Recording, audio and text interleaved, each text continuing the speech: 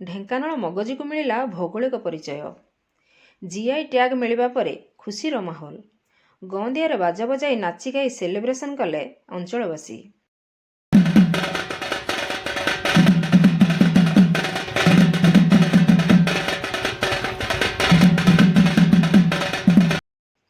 ଜିଲ୍ଲାପାଳ ଓ ଆବୋଧକ ବିମଳେନ୍ଦୁ ମହାନ୍ତିଙ୍କୁ ମିଠା ଖୁଆଇଲେ ମିଠା ବ୍ୟବସାୟୀ ଓ ଚାମ୍ବର ଅଫ୍ କମର୍ସ। ଢେଙ୍କାନାଳ ଗଅଁଦିଆ ଅଞ୍ଚଳରେ 600 ବର୍ଷ ହେବ ମଇଁଷି କ୍ଷୀରର ଛେନାରୁ ଏହାକୁ ପ୍ରସ୍ତୁତ କରାଯାଉଛି। ଦୀର୍ଘ ପ୍ରତୀକ୍ଷାର ଘଟିଲା ଅନ୍ତ।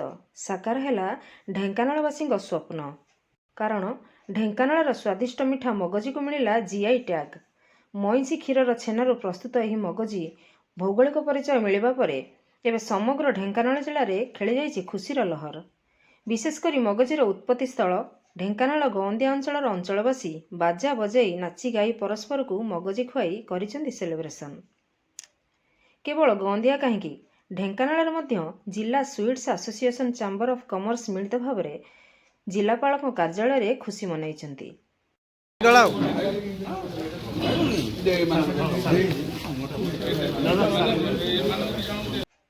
ଜିଲ୍ଲା କୃଷି ବିଜ୍ଞାନ କେନ୍ଦ୍ରର ମୁଖ୍ୟ ତଥା ମଗଜିକୁ ଜିଆଇ ଟ୍ୟାଗ୍ ପାଇଁ ଆବେଦନ କରିଥିବା ଆବାହକ ବୈଜ୍ଞାନିକ ଡକ୍ଟର ବିମଳେନ୍ଦୁ ମହାନ୍ତି ଓ ଜିଲ୍ଲାପାଳଙ୍କ ମଧ୍ୟ ମଗଜି ଖୁଆଇ ଖୁସି ମନାଇଛନ୍ତି।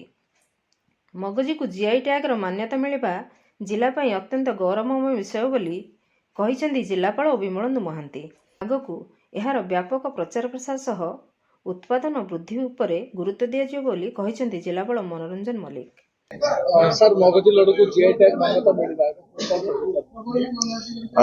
ବାସ୍ତବରେ ଢେଙ୍କାନାଳ ପାଇଁ ଯେଉଁ ଆମର ପ୍ରସିଦ୍ଧ ମଗଜି ଯେଉଁ ମିଳିଲା ଜିଆଇ ଟ୍ୟାଗ୍ ସାରା ଭାରତରେ ଏହାର ଗୋଟେ ନିଶ୍ଚିତ ଭାବରେ ଗୋଟେ ଆମ ଢେଙ୍କାନାଳ ଜିଲ୍ଲା ପାଇଁ ଗୋଟେ ଗୌରବର ମୁହୂର୍ତ୍ତ। ଏହି ଅବସରରେ ମୁଁ ସମସ୍ତଙ୍କୁ ଏଥିପାଇଁ କଂଗ୍ରାଚୁଲେସନ୍ ଜଣାଉଛି ଏବଂ ସମସ୍ତେ କେମିତି ଏହାର ପ୍ରଚାର ପ୍ରସାର ଦିଗରେ ସାହାଯ୍ୟ କରିବା ଏବଂ ଯେଉଁମାନେ ଟ୍ରାଡିସନାଲ ୱେରେ ମାନେ ତିଆରି କରୁଛନ୍ତି ସେମାନଙ୍କୁ କେମିତି ମାର୍କେଟିଂ ସୁବିଧା ମିଳିପାରିବ ସେ ସବୁ ବିଷୟରେ ସମସ୍ତେ ଟିକେ ଆମେ ଯତ୍ନବାନ ହେଲେ ନିଶ୍ଚିତ ଏ ଆହୁରି ପ୍ରସାର ହେଇପାରିବ ସାରା ଦେଶରେ ଏଟାକୁ ପ୍ରଚାର କରିବା ପାଇଁ।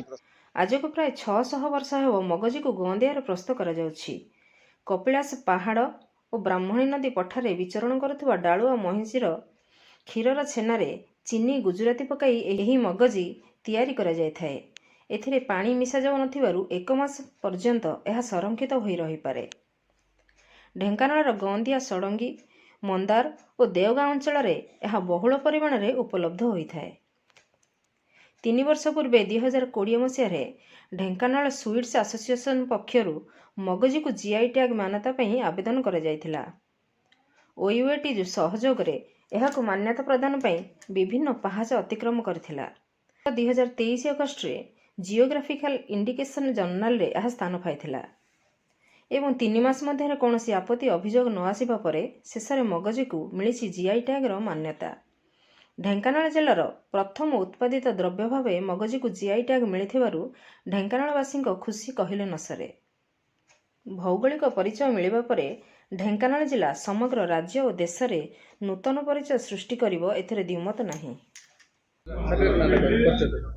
ମୁଁ ଡକ୍ଟର ବିମଳେନ୍ଦୁ ମହାନ୍ତି, କୃଷି ବିଜ୍ଞାନ କେନ୍ଦ୍ର ଢେଙ୍କାନାଳରେ ବରିଷ୍ଠ ବୈଜ୍ଞାନିକ ତଥା ମୁଖ୍ୟ ହିସାବରେ ମୁଁ କାମ କରୁଛି। ଆମର ଏ ଯେଉଁ ଢେଙ୍କାନାଳ ଯେଉଁ ସ୍ୱତନ୍ତ୍ର ମିଠା ଯେଉଁ ମଗଜି ସେ ଯେଉଁ ଜିଆଇ ମାନ୍ୟତା ପାଇଲା ସେଥିପାଇଁ ସାରା ଢେଙ୍କାନାଳବାସୀଙ୍କୁ, ଢେଙ୍କାନାଳ ପ୍ରଶାସନକୁ, ଢେଙ୍କାନାଳର ବୁଦ୍ଧିଜୀବୀ, ମିଠା ବ୍ୟବସାୟୀ ସମସ୍ତଙ୍କୁ ମୁଁ ଆନ୍ତରିକ ସାଧୁବାଦ ଜଣାଉଛି। 2020 ମସିହାରେ ଡିସେମ୍ବର ମାସରେ ଏଟା ଆପ୍ଲିକେସନ କରାଯାଇଥିଲା। ତାର ଗୋଟେ ଡିଟେଲ ରିପୋର୍ଟ ଆମେ ପ୍ରସ୍ତୁତ କରିଥିଲୁ କୃଷି ବିଜ୍ଞାନ କେନ୍ଦ୍ର ତରଫରୁ ଏବଂ OUATର ଟେକ୍ନୋଲୋଜି ମ୍ୟାନେଜମେଣ୍ଟ ସେଲ୍ ଏହାକୁ ବିଧିବଦ୍ଧ ଭାବରେ ଜିଆଇ ରେଜିଷ୍ଟ୍ରି ଅଥରିଟିଙ୍କ ପାଖରେ ଆପ୍ଲିକେସନ ଦେଇଥିଲେ ଏବଂ ଆପ୍ଲିକେସନଟା ଢେଙ୍କାନାଳ ସୁଇଟ୍ସ ଆସୋସିଏସନ ନାଁରେ ହେଇଥିଲା।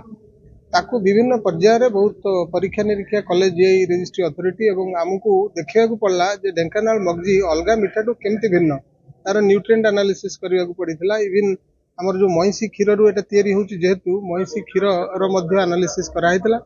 ସବୁ ରିପୋର୍ଟ ଦେଲା ପରେ ସେମାନେ ସେଥିରେ ସନ୍ତୁଷ୍ଟ ହେଇଥିଲେ ଏବଂ ତାପରେ ସେମାନେ ଜିଆଇ ରେଜିଷ୍ଟ୍ରି ଅଥରିଟି ଯେଉଁ ଆସିଥିଲେ ଭୁବନେଶ୍ୱରକୁ ତାଙ୍କ ଆଗରେ ମଧ୍ୟ ଆମକୁ ଗୋଟେ ପ୍ରେଜେଣ୍ଟେସନ ଦେବାକୁ ପଡ଼ିଥିଲା ଏବଂ ଅଗଷ୍ଟ 31 ତାରିଖ 2023 ସେତେବେଳେ ଏଟା ଜିଆଇ ଜର୍ନାଲରେ ପବ୍ଲିକେସନ ତାର ହେଲା ଏବଂ 3 ମାସ ସମୟ ଦିଆହେଇଥିଲା କିଛି ଯଦି ଅବଜେକ୍ସନ ଥିବ ସେଟା ଆହ୍ୱାନ କରାହେଇଥିଲା ତା ଭିତରେ କିଛି ଅବଜେକ୍ସନ ଆସିଲା ନାହିଁ ସୌଭାଗ୍ୟର ବିଷୟ ଭଗବାନଙ୍କର ଆଶୀର୍ବାଦ ଜଗନ୍ନାଥଙ୍କର କୃପା ଯେ ଆମେ ଜିଆଇ ମାନ୍ୟତା ପାଇଲେ ଆମର ଢେଙ୍କାନାଳରୁ ସୌମ୍ୟରଞ୍ଜନ ମହାନ୍ତିଙ୍କ ରିପୋର୍ଟ, ନାଗରାଜ ନ୍ୟୁଜ୍।